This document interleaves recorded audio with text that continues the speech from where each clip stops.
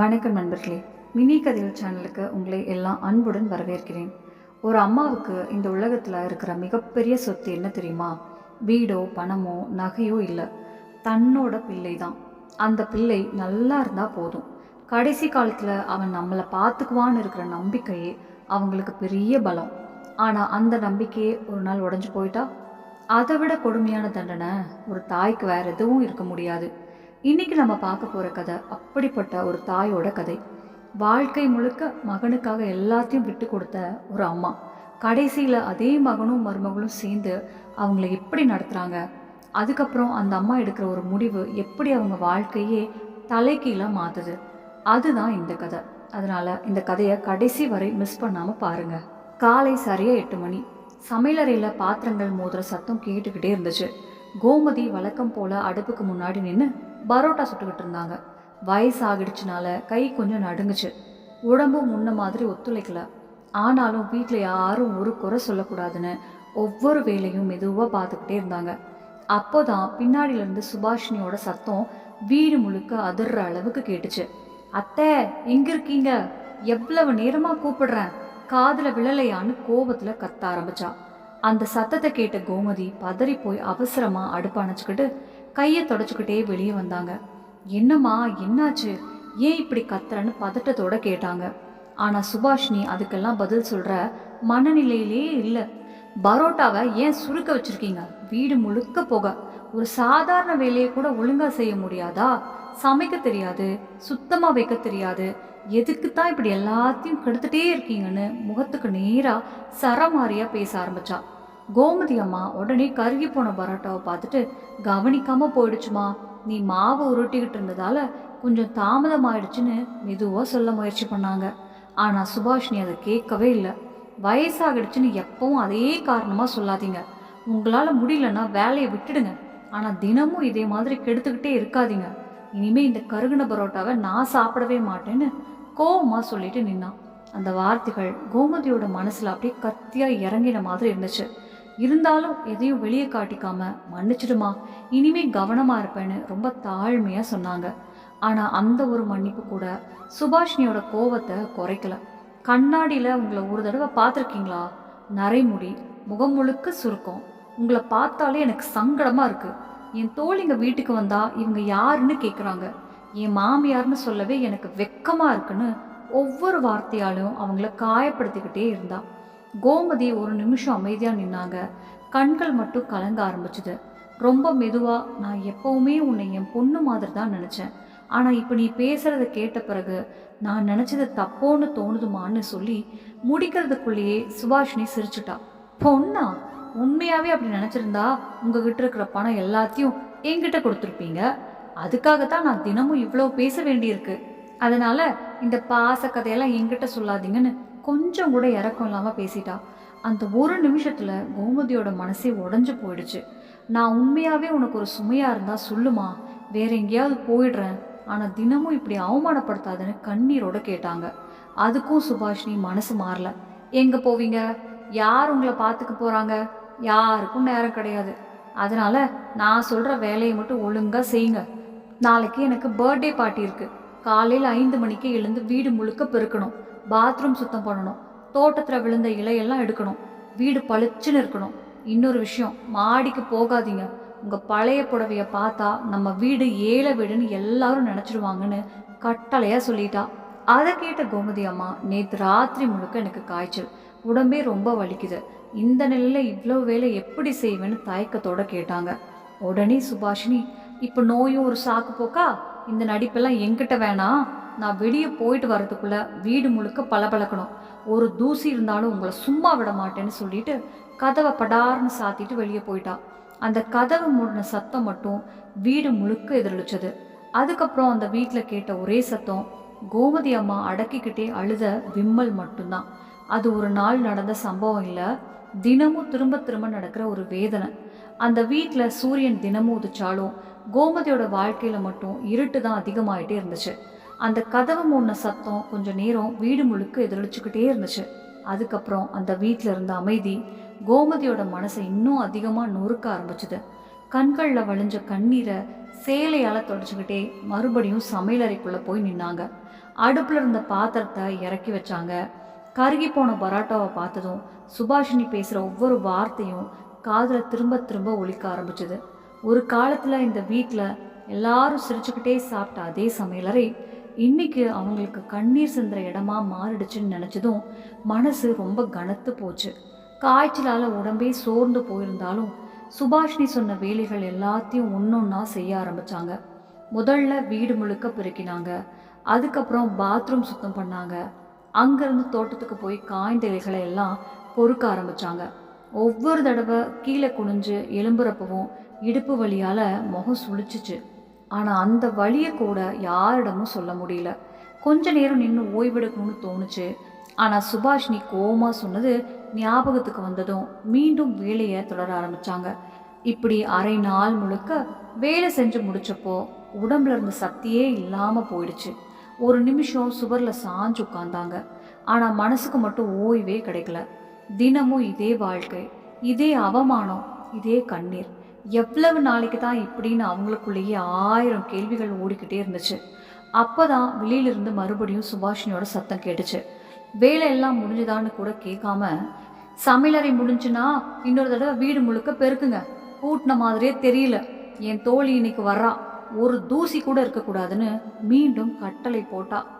அதோட நிறுத்தாம, அவ என்னோட தோழி பெரிய வீட்டில் வாழ்றா, அவ வீடு பார்க்கவே அவ்வளவு அழகா இருக்கும், நம்ம வீட்டை பார்த்தா வெக்கமா இருக்கு, இந்த பழைய வீடும் பழைய பொருட்களும் இதெல்லாம் எனக்கு பிடிக்கவே இல்லைன்னு புலம்ப ஆரம்பிச்சா.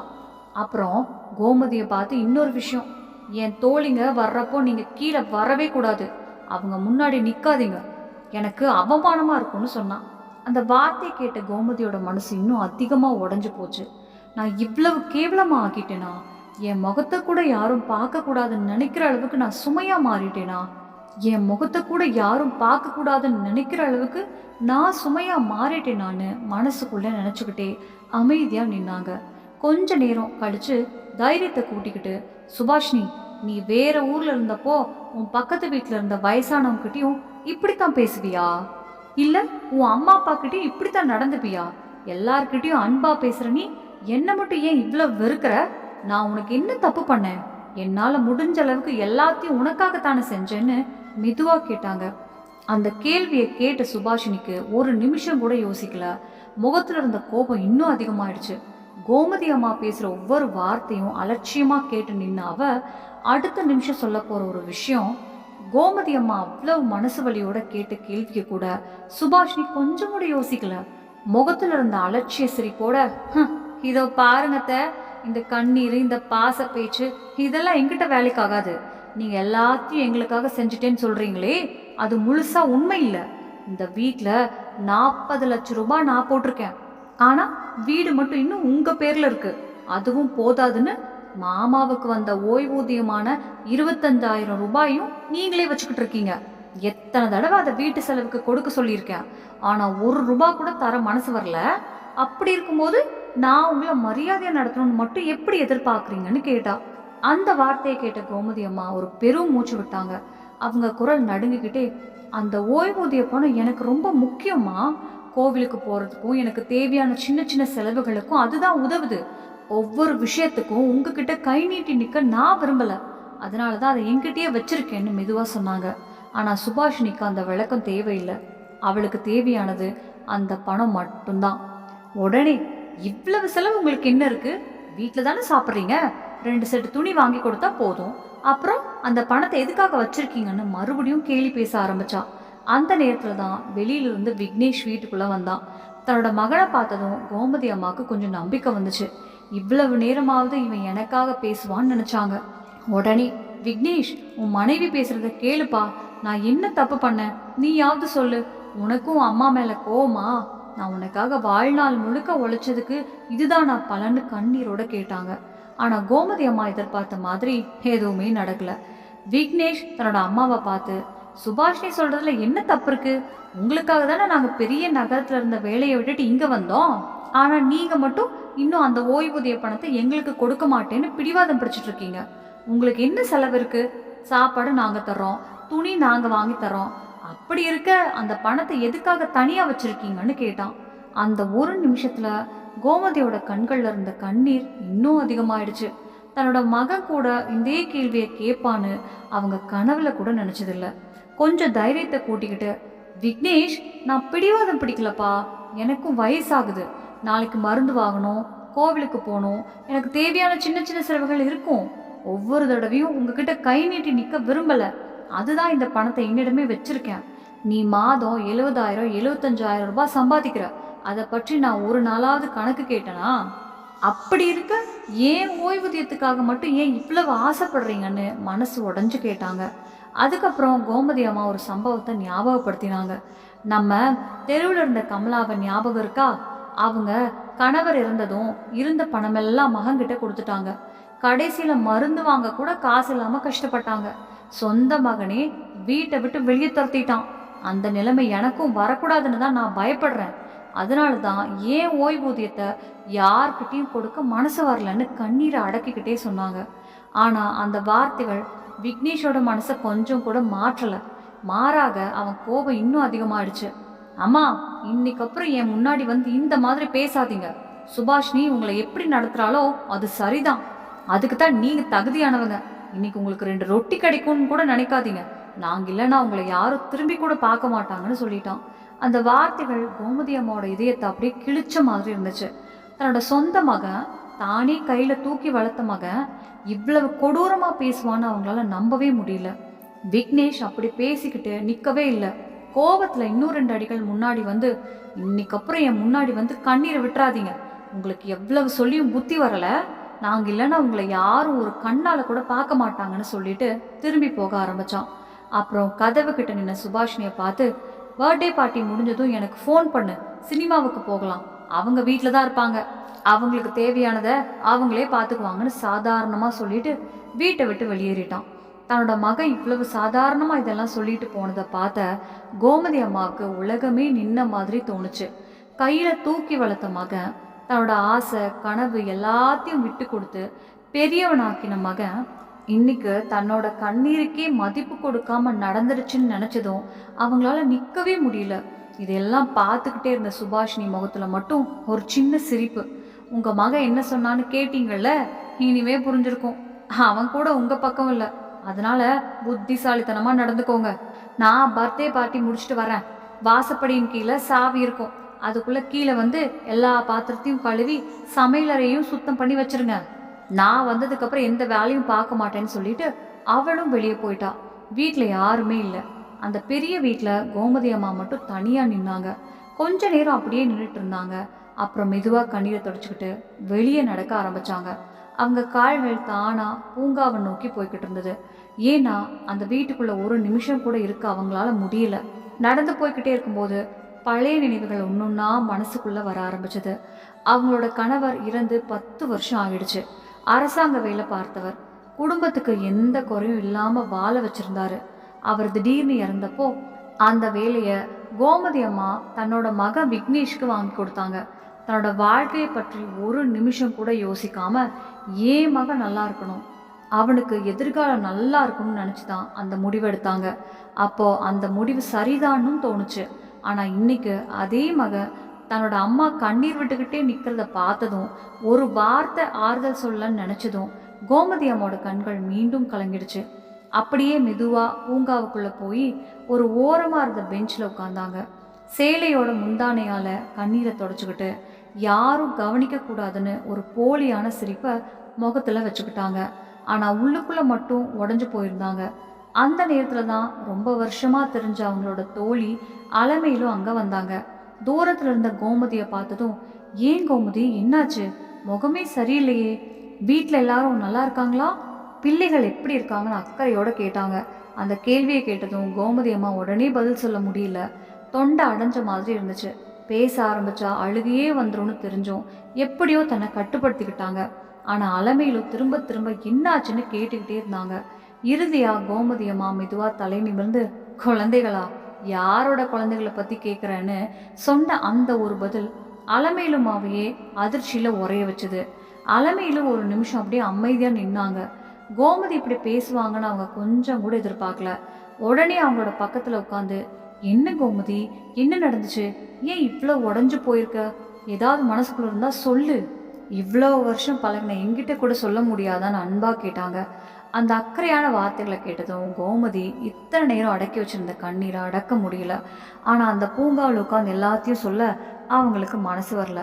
அதனால, இங்கே பேச வேண்டாமா, வீட்டுக்கு வா, அங்கே எல்லாத்தையும் சொல்கிறேன்னு மெதுவாக சொன்னாங்க. கோமதி அம்மா இவ்வளோ வருத்தத்தில் இருக்கிறத பார்த்ததும் அலமேலுவாலும் மறுக்க முடியல. அவங்களோட கூடவே வீட்டுக்கு போனாங்க. அந்த நேரத்தில் சுபாஷினி வழக்கம் போல பர்த்டே பார்ட்டிக்கு போயிருந்தா. கிளம்புறதுக்கு முன்னாடி சொன்ன மாதிரியே வீட்டு சாவியை வாசற்படியின் கீழே வச்சுட்டு போயிருந்தா. கோமதி சாவி எடுத்துக்கிட்டு கதவை திறந்து அலமேலுவை உள்ளே கூட்டிக்கிட்டு போனாங்க. வீட்டுக்குள்ளே நுழைஞ்சதும் அலமேலு சுற்றி பார்த்தாங்க. வீடு ரொம்ப அழகாக இருந்துச்சு. எல்லாமே ஒழுங்காக அடுக்கி வச்சுருந்தது. அதை பார்த்த அலமேலு, கோமதி, உங்கள் வீடு ரொம்ப அழகாக இருக்குது, இது உங்கள் மகன்தா கட்டினானான்னு கேட்டாங்க. அந்த கேள்வியை கேட்ட கோமதி ஒரு சின்ன சிரிப்பு சிரிச்சாங்க. ஆனால் அந்த சிரிப்புக்குள்ள எவ்வளோ வேதனை இருந்துச்சுன்னு அலமேலுவுக்கு புரியலை. கொஞ்ச நேரம் அமைதியாக இருந்துட்டு, இந்த வீடு கட்டுறதுக்கு முக்கிய காரணம் என்னோட கணவர் தான். அவர் இறந்ததுக்கப்புறம் கிடைச்ச பணத்தில் 45 லட்சம் ரூபாய் வந்துச்சு. அதில் இந்த வீட்டுக்கு தேவையான அளவு மட்டும் வச்சுக்கிட்டு மீதி இருந்த பணம் எல்லாத்தையும் விக்னேஷும் சுபாஷினியும் சந்தோஷமாக இருக்கணும்னு அவங்களுக்கே கொடுத்துட்டேன். நாங்கள் எதையும் மறைச்சி வச்சோன்னு அவங்களுக்கும் ஒரு நாளும் தோணக்கூடாதுன்னு தான் அப்படி பண்ணேன்னு சொன்னாங்க. அதை கேட்ட அலமேலும் உடனே, அப்படியா, அப்படின்னா உனக்கு ரொம்ப நல்ல மருமக கிடச்சிருப்பா, உன்னை ரொம்ப மரியாதையாக பார்த்துப்பாங்களேன்னு சிரிச்சுக்கிட்டே கேட்டாங்க. அந்த ஒரு கேள்விதான் கோமதியோட மனசை மீண்டும் கிழிச்சிடுச்சு. கண்களில் கண்ணீர் நிரம்பிடுச்சு. ரொம்ப கஷ்டப்பட்டு தன்னை கட்டுப்படுத்திக்கிட்டு, ஆரம்பத்தில் அப்படி தான் இருந்தாங்கம்மா, ஆனால் 6 மாதம் கூட ஆகலை, அதுக்குள்ளே அவங்களோட குணமே மாறிடுச்சு. இப்போது நான் வாங்குகிற ஓய்வூதியமான 25,000 ரூபாய் கூட தினமும் கேட்டு தொந்தரவு பண்ணுறாங்க. அதை கொடுக்கலன்னா தினமும் அவமானப்படுத்துகிறாங்க. ஒரு நாள் கூட நிம்மதியாக இருக்க விட மாட்டேங்கிறாங்கன்னு சொன்னாங்க. அலமேலுவுக்கு அதிர்ச்சியே தாங்க முடியல. இப்படி எப்படி நடக்க முடியும், உன்ன மாதிரி ஒரு அம்மாவை இப்படி நடத்துகிறாங்களான்னு வருத்தத்தோட கேட்டாங்க. கோமதி அம்மா ஒரு பெரும் மூச்சு விட்டுட்டு, என்ன பண்ணுறது அலமேலு, தினமும் வீட்டை விட்டு வெளியே போயிடுங்கன்னு மிரட்டுறாங்க. ஆரம்பத்தில் ரொம்ப பயமாக இருந்துச்சு, எங்கே போவேன்னு தெரியாமல் இரவெல்லாம் அழுதுருக்கேன். ஆனால் இப்போ அந்த பயமே கொஞ்சம் கொஞ்சமாக போயிடுச்சு. வாழ்நாள் முழுக்க என் கூட இருப்பேன்னு சொன்ன என் கணவரே என்னை விட்டுட்டு போயிட்டாரு. அப்புறம் இந்த வாழ்க்கையில் இன்னும் என்ன பயப்படுறதுக்கு இருக்குது, என்ன நடந்தாலும் பார்த்துக்கலாம், உயிர் இருக்கிற வரைக்கும் வாழ்ந்து தான் ஆகணும்னு மனசை கல்லாக்கிட்டேன்னு சொல்லும்போது அவங்க குரல் முழுக்க வேதனையால் நடுங்குச்சு. அலமேல் எதுவும் பேச முடியாமல் அமைதியாக உட்கார்ந்துருந்தாங்க. கோமதி அம்மாவுக்கு ஆறுதல் சொல்ல வார்த்தைகளே கிடைக்கல. கொஞ்ச நேரம் கழித்து கோமதி அம்மா எழுந்து சமையல் அறைக்கு போய் வீட்டில் இருந்ததை வச்சு ஒரு கப்பு டீ போட்டு கொண்டு வந்தாங்க. 2 பேரும் அமைதியாக டீ குடித்தாங்க. அந்த அமைதிக்குள்ளே கூட கோமதி அம்மாவோட மனவேதனை அலமேல் அம்மாவுக்கு தெளிவாக தெரிஞ்சிச்சு. ஆனால் மறுநாள் காலையிலேயே கோமதியோட வாழ்க்கையில் இன்னொரு அவமானம் காத்திருந்துச்சுன்னு அந்த நேரத்தில் யாருக்கும் தெரியல. அடுத்த நாள் காலை 7 மணி. இன்னும் சூரியன் முழுசாக உதிக்கலை. வீடு முழுக்க அமைதியாக இருந்துச்சு. கோமதி அம்மா வழக்கம் போல் சீக்கிரமே எழுந்து சமையலறைக்குள்ளே வேலை பார்த்துக்கிட்டு இருந்தாங்க. வயசு காரணமாக கை பலம் குறைஞ்சிருந்தாலும் முடிஞ்ச அளவுக்கு எல்லாத்தையும் மெதுவாக செய்யணும்னு தான் நினச்சாங்க. ஆனால் அந்த நேரத்தில் ஒரு பாத்திரம் தவறி கீழே விழுந்துருச்சு. அந்த சின்ன சத்தம் கூட சுபாஷினியோட கோபத்தை தூண்டுறதுக்கு போதுமாயிடுச்சு. தூக்கத்துலேருந்து எரிச்சலோட வெளியே வந்தாவ, அத்தை, எத்தனை தடவை சொல்லியிருக்கேன் அதிகாலையில் இந்த சத்தம் போடாதீங்கன்னு, புரியாதா, உங்களால் நிம்மதியாக தூங்க கூட முடியல, வேலையை செய்யணுன்னா அமைதியாக செய்யுங்க, இல்லைன்னா சும்மா உட்காருங்க, எப்போ பார்த்தாலும் மற்றவங்களுக்கு தான் தொந்தரவுன்னு ஆரம்பித்தா. கோமதி உடனே கீழே குனிஞ்சு விழுந்த பாத்திரங்களை எடுக்க ஆரம்பித்தாங்க. ரொம்ப வருத்தத்தோட, தெரியாமல் கையிலேருந்து நழுவிடுச்சுமா, மன்னிச்சிடு, இனிமே கவனமாக இருப்பேன்னு சொன்னாங்க. ஆனால் சுபாஷினி அதையும் விடலை. உங்கள் கைக்கு எதுவுமே ஒழுங்காக பிடிக்காது, ஆனால் எல்லா வேலையும் நான் தான் செய்வேன் மாதிரி நடிப்பீங்க, முடியலன்னா வேலையை விட்டுடுங்கன்னு மறுபடியும் குத்தி காட்ட ஆரம்பித்தா. அதை கேட்ட கோமதி அம்மா அமைதியாக, உயிரோடு இருக்கிற வரைக்கும் ஏதாவது வேலை செஞ்சுக்கிட்டே இருக்கணுமா, இல்லைன்னா உடம்பு இன்னும் சீக்கிரமாக சோர்ந்து போயிடணும்னு மெதுவாக சொன்னாங்க. ஆனால் அந்த நல்ல எண்ணத்தை கூட சுபாஷினி கேலியாக மாற்றிட்டா. ஆஹா, இப்போ எனக்கே அறிவுரை சொல்ல ஆரம்பிச்சிட்டிங்களா, முதல்ல அந்த பாத்திரத்தை கழுவுங்க, அப்புறம் பக்கத்து வீட்டுக்கு போய் உபதேசம் பண்ணலான்னு சொல்லிட்டு சிரிச்சா. அதோட நிறுத்தாம, இன்னைக்கு பாத்ரூமையும் நல்லா சுத்தம் பண்ணுங்க, நேற்று என்னோட தோழி ரீமா வந்திருந்தா, உங்கள் வீட்டில் வயசானவங்க வாசனை அடிக்குதுன்னு சொன்னான், அதை கேட்டப்போ எனக்கு எவ்வளவு அவமானமாக இருந்துச்சுன்னு தெரியுமான்னு இன்னொரு காயப்படுத்துகிற வார்த்தையே சொன்னான். அந்த வார்த்தையை கேட்ட கோமதி அம்மா கண் கலங்கி போயிட்டாங்க. ரீமா சின்ன வயசுல என்னை அத்தைன்னு தான் கூப்பிடுவா. இப்போ அவ முன்னாடி என்னை பற்றி இப்படி பேசுறதுக்கு உனக்கு எப்படி மனசு வருதுமான்னு கேட்டாங்க. சுபாஷினி முகத்துல கொஞ்சம் கூட மாற்றம் இல்லை. உண்மையை சொல்லணும்னா உங்க கணவரோட ஓய்வூதியம் மட்டும் இல்லைன்னா உங்களை இந்த வீட்டில் ஒரு நாள் கூட வச்சிருக்க மாட்டேன்னு நேராக சொல்லிட்டா. அந்த ஒரு வார்த்தையை கேட்ட கோமதி அம்மா அதிர்ச்சியில நின்றுட்டாங்க. இவ்வளவு நாளா மனசுக்குள்ள இருந்த உண்மையை இப்போ அவ வெளிப்படையா சொல்லிட்டாளேன்னு அவங்களுக்கு புரிஞ்சு போச்சு. அதுக்கப்புறம் சுபாஷினி இன்னும் கொஞ்சம் முன்னாடி வந்து, அந்த ஓய்வூதிய பணத்தை நீங்க எதுக்காக வச்சிருக்கீங்க? கோவிலுக்கா இல்ல வேற யாருக்காவது கொடுக்கறதுக்கா? வீட்டு செலவெல்லாம் நாங்க பார்த்துக்கிட்டு இருக்கோம். அப்படி இருக்க அந்த பணத்தை மட்டும் ஏன் மறைச்சு வச்சிருக்கீங்கன்னு கேட்டா. அதுக்கு கோமதி அம்மா ரொம்ப அமைதியா, அந்த பணம் எனக்காக இல்லம்மா, அது உங்க மாமாவோட நினைவுக்காக. நான் கோவிலுக்கு போறப்போ அவர் பேர்ல ஒரு விளக்கு ஏத்துறேன், அதுதான் எனக்கு ஆறுதலா இருக்குன்னு சொன்னாங்க. ஆனா அந்த பதிலும் சுபாஷினியோட மனசை மாத்தல. ஆஹா, அதுதானா காரணம்?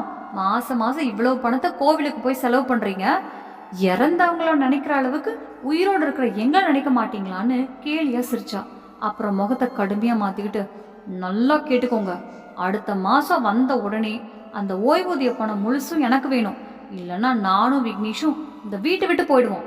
அப்புறம் தெருவில் தனியா இருக்கிற வயசானவங்க மாதிரி நீங்களும் தனியா இருக்க வேண்டியதுதான்னு மிரட்டுனான். அந்த வார்த்தையை கேட்ட கோமதி அம்மா உடனே கை கூப்பிட்டாங்க.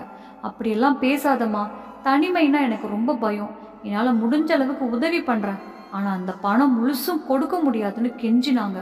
ஆனால் சுபாஷினிக்கு அதெல்லாம் தேவையில்லை, எனக்கு எல்லாம் வேணும், இல்லைன்னா இந்த வீட்டில் உங்களுக்கு ஒரு மூளை கூட மிஞ்சி இருக்காதுன்னு சொல்லிட்டு அங்கேருந்து நடந்து போயிட்டா.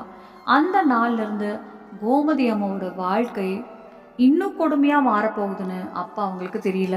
சாப்பிட உட்காந்தா கூட நிம்மதியாக சாப்பிட விட மாட்டா, இரவு தூங்க விட மாட்டா. ஒவ்வொரு நாளும் புதுசு புதுசாக அவங்கள வேதனைப்படுத்த ஒரு காரணம் தேட ஆரம்பிச்சா. அந்த நாளுக்கு பிறகு சுபாஷினி கோமதியை இன்னும் அதிகமாக வேதனைப்படுத்த ஆரம்பிச்சா. சாப்பிட்டா உட்காந்தா கூட நிம்மதியாக சாப்பிட விட மாட்டா. முதல்ல நாங்கள் சாப்பிடுவோம், அதுக்கப்புறம் நீங்கள் சாப்பிடுங்கன்னு சொல்லி அவங்க தட்டையே எடுத்து வச்சிடுவா. ஒரு காலத்தில் குடும்பத்தில் எல்லாருக்கும் முதல்ல பரிமாறி வச்சு கடைசியில் தானே சாப்பிட்டு வந்த கோமதி அம்மா இன்னைக்கு அதே வீட்டில் ஒரு வேலையாள் மாதிரி நடத்தப்படுற நிலைக்கு வந்துட்டாங்க. அதையும் பொறுத்துக்கிட்டே இருந்தாங்க. ஏன்னா ஒரு நாள் கண்டிப்பாக எல்லாம் சரியாகிடும்னு இன்னும் அவங்க மனசுக்குள்ள ஒரு சின்ன நம்பிக்கை இருந்துச்சு. இரவு நேரமா ஆனால் இன்னொரு குடும்பம் ஆரம்பிக்கும். சுபாஷினி தன்னோட ரூம் கதவை பூட்டிக்கிட்டு கோமதியை உள்ள தூங்க விடாம வெளியே விட்டுடுவா. குளிர் அதிகமாக இருந்தாலும் மழை வர்ற மாதிரி காத்தடிச்சாலும் முற்றத்துல தான் படுத்துக்கணும். குளிரால உடம்பு நடுங்கும், காய்ச்சல் இருந்த உடம்பு இன்னும் மோசமாயிடும். ஆனா அதெல்லாம் பார்த்து பரிதாபப்பட யாருமே இல்லை. தன்னோட சேலை இறுக்கமா போத்திக்கிட்டு அந்த இரவெல்லாம் தூங்காம வானத்தை பார்த்துக்கிட்டே கிடப்பாங்க. ஒரு நாள் நல்ல காலம் வரும்னு நினச்சிக்கிட்டே கண்கள்ல கண்ணீரோட இரவை கடத்துவாங்க. அதோட முடியல. ஒரு நாள் கோமதி அம்மாவுக்கு சாப்பிட்ற மருந்து முழுசா தீர்ந்து போச்சு. அந்த மருந்தை வாங்கணும்னு சுபாஷினி கிட்ட சொன்னதும் அவ உடனே முகத்தை சுழிச்சுக்கிட்டு, உங்க உடம்புக்காக மட்டும் மாசம் மாசம் எவ்வளவு செலவு, மருந்து, டாக்டர், இதெல்லாம் எப்படி முடியும்? எங்களுக்கும் வாழ்க்கை இருக்கு, நீங்க மட்டும் உங்களுக்காகவே பணத்தை செலவு பண்ணிட்டு இருக்கீங்கன்னு சொல்லி கேலி பேச ஆரம்பிச்சா. அந்த வார்த்தைகளை கேட்ட கோமதியோட மனசு ரொம்ப வலிச்சுது. மருந்து வாங்குறதுக்கு கூட இவ்வளவு யோசிக்க வேண்டிய நிலைக்கு வந்துட்டோமேன்னு நினைச்சு அமைதியா அங்கிருந்து நடந்து போயிட்டாங்க. நாட்கள் இப்படியே நகர ஆரம்பிச்சது. ஒவ்வொரு நாளும் புதுசா ஒரு அவமானம், புதுசா ஒரு கண்ணீர். ஆனா கோமதி அம்மா மட்டும் யார்கிட்டையும் எதையும் சொல்லாம எல்லாத்தையும் உள்ளுக்குள்ளேயே புதைச்சுக்கிட்டே இருந்தாங்க. ஒரு நாள் காலையில சுபாஷினி விக்னேஷ் கிட்ட உட்காந்து பேசிக்கிட்டு இருந்தா. அப்போ, உங்க அம்மா கிட்ட பணம் இருக்கு, ஆனா செலவு மட்டும் நாம பண்ணணும். ஆரம்பத்துல அவங்கள ரொம்ப நல்லவங்கன்னு நினைச்சேன், ஆனா இப்ப அவங்க நம்ம தோல்ல இருக்கிற சுமை மாதிரி தான் தெரியுறாங்கன்னு வெளிப்படையாவே சொல்லிட்டா. அந்த வார்த்தையை கோமதி அம்மா வெளியில நின்றுக்கிட்டே கேட்டாங்க. அந்த நேரத்துல அவங்க பார்வை விக்னேஷ் மேல போச்சு. ஒருவேளை இப்பவாவது அவன் சுபாஷினியை தடுத்து நிறுத்துவான்னு நினைச்சாங்க. ஆனா விக்னேஷ் ஒரு வார்த்தை கூட பேசல. அந்த அமைதி தான் கோமதி அம்மாவோட மனசை இன்னும் அதிகமா உடைச்சிச்சு. சுபாஷினி சொன்னதுக்கு எதிராக ஒரு வார்த்தை கூட பேசாம அமைதியா உட்கார்ந்த தன்னோட மகனை பார்த்தப்போ, இனிமே இந்த வீட்டுல எனக்காக பேச யாருமே இல்லைன்னு அவங்களுக்கு தெளிவா புரிஞ்சு போச்சு. அடுத்த நாள் காலையிலேயே இன்னொரு சின்ன விஷயத்துக்கு கூட சுபாஷினி கோவப்பட்டா. டீ கொஞ்சம் தாமதமா வந்ததுக்காக. இப்போ ஒரு டீயை கூட ஒழுங்கா போட முடியல, உங்களால எந்த வேலையும் சரியாகிறதே இல்லைன்னு திட்ட ஆரம்பிச்சா. கோமதி அம்மா வழக்கம் போல, மன்னிச்சிடுமா, கொஞ்சம் தாமதம் ஆயிடுச்சுன்னு மட்டும் சொன்னாங்க. அதுக்கு மேலே ஒரு வார்த்தை கூட பேசல. ஏன்னா பேசினா இன்னும் அவமானப்படுத்துவான்னு அவங்களுக்கு நல்லாவே தெரியும். ஆனால் அந்த நாளே கோமதி அம்மாவோட பொறுமைக்கு முடிவு வரப்போகுது. இத்தனை நாளாக அமைதியாக எல்லாத்தையும் சகிச்ச அந்த அம்மா முதல் தடவையாக மனசுக்குள்ள ஒரு பெரிய முடிவு எடுக்க ஆரம்பிச்சிருந்தாங்க. கோமதி அம்மா மனசுக்குள்ள ஒரு முடிவு எடுத்திருந்தாலும் அதை உடனே வெளியே காட்டல. இன்னும் கொஞ்ச நாள் பொறுமையாக இருந்தாங்க. ஒருவேளை விக்னேஷ் மாறிடுவானோ, ஒருவேளை சுபாஷ்னிக்கு ஒரு நாள் மனசாட்சி வருமோன்னு கடைசி நம்பிக்கையும் விடாமல் பிடிச்சிக்கிட்டே இருந்தாங்க. ஆனால் அந்த நம்பிக்கையும் ரொம்ப நாள் நீடிக்கல. ஒரு நாள் கோவிலுக்கு போயிட்டு வீட்டுக்கு திரும்பி வந்தப்போ வீட்டு கதவு பூட்டப்பட்டிருந்தது. கோமதி அம்மா மெதுவாக கதவை தட்டினாங்க. உள்ளே இருந்த எந்த சத்தமும் வரல. இன்னொரு தடவையும் தட்டினாங்க. அப்போதான் உள்ளே இருந்த விக்னேஷோட குரல் கேட்டுச்சு. நாங்கள் தூங்கிக்கிட்டு இருக்கோம், கதவை தட்டாதீங்க. சத்தம் கேட்டா தூக்கம் கெடுதுன்னு சொல்லிட்டு மறுபடியும் அமைதியாயிட்டான். அந்த ஒரு நிமிஷம் கோமதி அம்மா அப்படியே கதவுக்கு முன்னாடி நின்றுட்டாங்க. கதவு திறக்கும்னு இன்னும் கொஞ்சம் நேரம் காத்திருந்தாங்க. ஆனால் யாரும் திறக்கல. கடைசியில் வேற வழி இல்லாமல் வீட்டோட முற்றத்தில் இருந்த ஒரு மூலையில் போய் அமைதியாக உட்காந்தாங்க. அந்த இரவு முழுக்க குளிர் அதிகமாக இருந்துச்சு. காற்று வேகமாக அடிச்சுக்கிட்டே இருந்துச்சு. சேலை இறுக்கமாக போத்திக்கிட்டும் குளிரை தாங்க முடியல. உடம்பு முழுக்க நடுக்கும். ஆனால் அதை விட அதிகமாக நடுங்கியது அவங்களோட மனசு தான்.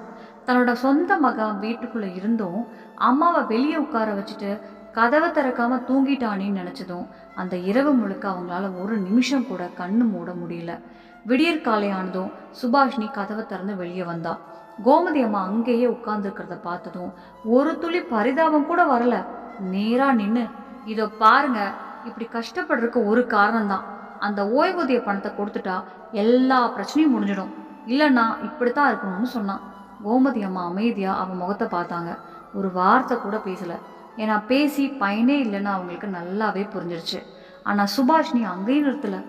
இன்னைக்கு ஒரு முடிவு தெரியணும். பணத்தை கொடுக்குறீங்களா இல்லை வீட்டை விட்டு வெளியே போறீங்களா? இந்த ரெண்டுல ஒரு பதிலை இப்பவே சொல்லுங்கன்னு கத்த ஆரம்பிச்சா. கோமதி அம்மா மெதுவா தலையை உயர்த்தி, இந்த வீடு என்னோட கணவரோட வியர்வையால கட்டப்பட்ட வீடு. முதல் செங்கலை நாங்க தான் வச்சோம். அதனால என்ன வெளியே போன்னு சொல்ற உரிமை உனக்கு இல்லம்மான்னு ரொம்ப அமைதியா சொன்னாங்க. அந்த அமைதி தான் சுபாஷினி இன்னும் கோவப்படுத்திடுச்சு. உடனே உள்ள போய் விக்னேஷை கூப்பிட்டு வந்தா. விக்னேஷ் வந்ததும், உங்க அம்மா இன்னும் பணத்தை கொடுக்க மாட்டேங்கிறாங்க. இப்படி இருந்தா நமக்கே வாழ்க்கை இல்லை. இப்பவே ஒரு முடிவு பண்ணுங்கன்னு தூண்டி விட்டா. விக்னேஷும் யோசிக்காம, சரி நாம வேற வீட்டுக்கு போயிடலாம். அவங்களுக்கு அவங்க பணம் முக்கியம்னா அந்த பணத்தோட தனியா இருக்கட்டும். இனிமே நானும் திரும்பி வரமாட்டேன். ஒரு நாள் அவங்க இறந்துட்டாலும் நான் கூட வரமாட்டேன்னு கோபத்தில் சொல்லிட்டான். அந்த வார்த்தையை கேட்ட கோமதி அம்மா கண்ணை மூடிக்கிட்டாங்க. கண்ணீர் வந்துச்சு. ஆனால் இந்த தடவை அந்த கண்ணீருக்குள்ள வேதனை மட்டும் இல்லை, ஒரு உறுதியும் இருந்துச்சு. இத்தனை நாளாக எல்லாத்தையும் அமைதியாக சகிச்ச அவங்களோட மனசு அந்த நிமிஷத்தில் ஒரு முடிவுக்கு வந்துடுச்சு. இனிமே யாருக்கிட்டையும் கெஞ்சக்கூடாது, யாருக்காகவும் தன்னோட சுயமரியாதையை விட்டு கொடுக்க கூடாதுன்னு அவங்க மனசுக்குள்ள சத்தியம் பண்ணிக்கிட்டாங்க. கோமதி அம்மா அப்படி ஒரு முடிவு எடுத்த பிறகும் விக்னேஷையும் சுபாஷையும் தடுக்க முயற்சி செய்யல. அவங்க கெஞ்சவும் இல்லை, சண்டை போடவும் இல்லை. அமைதியாக எல்லாத்தையும் பார்த்துக்கிட்டே இருந்தாங்க. மறுநாள் காலையிலேயே விக்னேஷும் சுபாஷினியும் தங்களோட துணிமணிகளையும் தேவையான பொருட்களையும் எல்லாம் மூட்டை கட்ட ஆரம்பிச்சாங்க. கொஞ்ச நேரத்தில் ஒரு வாடகை வீட்டை பார்த்து அங்கே குடிபெயர்ந்துட்டாங்க. ஆரம்பத்தில் 2 பேருக்கும் ரொம்ப சந்தோஷமா இருந்துச்சு. இனிமே யாரும் தொந்தரவு பண்ண மாட்டாங்கன்னு நினச்சாங்க. ஆனால் அந்த சந்தோஷம் ரொம்ப நாள் நீடிக்கல. மாதம் 15,000 ரூபாய் வாடகை, அதோட மின்சார கட்டணம், மளிகை செலவு, பால், காய்கறி, அன்றாட செலவுகள் ஒன்றொன்னா அதிகமாக ஆரம்பிச்சுது. இது வரைக்கும் அந்த செலவுகளோட உண்மையான கஷ்டம் என்னன்னு அவங்களுக்கு தெரியல. இப்போதான் ஒவ்வொரு ரூபாயோட மதிப்பும் புரிய ஆரம்பிச்சது. ஒரு மாதம் கூட முழுசா முடியல. விக்னேஷ் அமைதியாக யோசிக்க ஆரம்பிச்சான். அம்மா கூட இருந்தப்போ இந்த செலவுகள் எதுவுமே இவ்வளோ பெரிய விஷயமா தெரியல. இப்போதான் வாழ்க்கை எவ்வளோ மாறிடுச்சுன்னு அவனுக்கு புரிஞ்சிச்சு. கடைசியில் ஒரு நாள் மனசு மாறி கோமதி அம்மாவை பார்க்க வீட்டுக்கு வந்தான். கதவை தட்டினா கோமதி அம்மா கதவை திறந்து பார்த்ததும் ஆச்சரியப்பட்டாங்க. விக்னேஷ் உடனே, அம்மா நீங்கள் தனியாக எப்படி இருப்பீங்கன்னு நினச்சேன். வயசான காலத்தில் சில தவறுகள் நடக்கலாம், அதெல்லாம் மறந்துட்டு நான் திரும்பி வந்திருக்கேன்னு சொன்னான். அவன் பேசுகிறத கோமதி அம்மா அமைதியாக கேட்டுக்கிட்டே இருந்தாங்க. கொஞ்ச நேரம் கழிச்சு முகத்தில் ஒரு சிறு புன்னகையோட, விக்னேஷ், நான் உன்னை பெத்த அம்மாப்பா, உன்னோட குணம் எனக்கு தெரியாதுன்னு நினச்சியா? அங்கே மாதம் 15,000 ரூபாய் வாடகை கொடுக்க உனக்கு கஷ்டமாக தெரியல. ஆனால் இங்கே உன் அம்மாவுக்கு 2 வேளை சாப்பாடு போடுறது மட்டும் சுமையாக தெரிஞ்சிச்சு. அதனால தான் நான் இப்போ ஒரு விஷயத்தை நல்லா புரிஞ்சுக்கிட்டேன். இந்த உலகத்தில் யாரும் யாருக்காகவும் வாழ மாட்டாங்க. எல்லாரும் அவரவர் வாழ்க்கையை தான் முதல்ல பார்த்துப்பாங்க. அதனால இனிமே என்னை பற்றி நீ கவலைப்பட வேண்டாம். நான் ஏற்கனவே ஒரு வேலைக்கார அம்மாவை வேலைக்கு வச்சுருக்கேன். அவங்களுக்கு மாதம் 5000 ரூபாய் சம்பளம் கொடுக்குறேன். வீட்டு வேலை எல்லாத்தையும் அவங்களே பார்த்துக்கிறாங்க. நான் நிம்மதியாக இருக்கேன். யார்கிட்டையும் கெஞ்ச வேண்டிய அவசியமே இல்லை. இனிமே நான் என் வாழ்க்கையை ஏன் விருப்பப்படி வாழ போகிறேன். நீயும் உன் குடும்பத்தோட சந்தோஷமா இரு. ஆனால் இனிமே என்னை கூட்டிகிட்டு போகணும்னு மட்டும் நினைக்காதுன்னு அமைதியாக சொன்னாங்க. அந்த வார்த்தைகளை கேட்ட விக்னேஷ் தலையை குனிஞ்சிட்டான். என்ன பதில் சொல்கிறதுனே தெரியல. அவன் கண்களில் வருத்தம் இருந்துச்சு. ஆனால் அது ரொம்ப தாமதமாக வந்த வருத்தம். கோமதி அம்மா மெதுவாக கதவை மூடிட்டாங்க. அந்த கதவு மூடின சத்தம் விக்னேஷோட மனசில் வாழ்க்கை முழுக்க மறக்க முடியாத ஒரு பாடமாக பதிஞ்சு போச்சு. இந்த விஷயம் கொஞ்ச நாளில் ஊர் முழுக்க பரவுச்சு. அலமேலுவோட மருமக கூட வந்து அந்த கோமதி அம்மா ரொம்ப தைரியமாக முடிவெடுத்துட்டாங்க. இனிமே நீங்களும் அவங்கக்கிட்ட அதிகமாக பழகாதீங்கன்னு சொன்னான். அதை கேட்ட அலமேலு அம்மா சிரிச்சுட்டு, கோமதி செஞ்சது தப்பே இல்லை. வயசானவங்கனால யாருக்கிட்டையும் கெஞ்சிக்கிட்டு வாழணும்னு சட்டம் கிடையாது. அவங்களால அவங்களோட முடிவெடுக்க முடிஞ்சா அதுதான் சரி. எல்லா வயசான அம்மாக்களும் கோமதி கிட்ட இருந்து ஒரு விஷயத்த கற்றுக்கணும். பிள்ளைகளுக்கு சுமையாக வாழ்கிறத விட சுயமரியாதையோட வாழ்கிறது தான் பெரிய சந்தோஷம்னு சொன்னாங்க. அதுக்கப்புறம் கோமதியோட வாழ்க்கை முழுசாவே மாறிடுச்சு. கணவரோட ஓய்வூதியத்தில் நிம்மதியாக வாழ ஆரம்பித்தாங்க. தோழிகளோட நேரம் செலவழித்தாங்க. யாரோட திட்டும் இல்லை, யாரோட அவமானமும் இல்லை, யாருக்காகவும் கண்ணீர் விட வேண்டிய அவசியமும் இல்லை. இத்தனை வருஷம் குடும்பத்துக்காக வாழ்ந்த அந்த அம்மா முதல் முறையாக தனக்காக வாழ ஆரம்பித்தாங்க. நண்பர்களே, ஒரு தாய் 4 பிள்ளைகளை கஷ்டப்படாமல் வளர்த்துடுவாங்க. ஆனால் சில நேரங்களில் 4 பிள்ளைகளால் சேர்ந்து ஒரு தாயை மரியாதையாக பார்த்துக்க முடியாமல் போயிடுது. ஒரு தாயோட தியாகத்தை அவங்களோட பலவீனம்னு ஒருபோதும் நினைக்காதீங்க. அவங்க அமைதியாக இருக்கிறதுக்கு காரணம் பயம் இல்லை, குடும்பம் உடஞ்சிடக்கூடாதுன்னு நினைக்கிற அன்பு. ஆனால் அதே அன்பை யாராவது மீறி அவங்களோட சுயமரியாதையை மிதிக்க ஆரம்பித்தா ஒரு நாள் அந்த அம்மாவும் தன்னால் முடிஞ்ச முடிவை எடுப்பாங்க. அந்த முடிவு பல நேரங்களில் வாழ்க்கை முழுக்க மறக்க முடியாத ஒரு பாடமாக மாறிடும். இந்த கதை உங்களுக்கு எப்படி இருந்துச்சுன்னு கமெண்ட்டில் கண்டிப்பாக சொல்லுங்கள். இது போல் மனசை தொடர குடும்ப கதைகளை தினமும் பார்க்க மினி கதைகள் சேனலை சப்ஸ்கிரைப் பண்ண மறந்துடாதீங்க. நன்றி, வணக்கம்.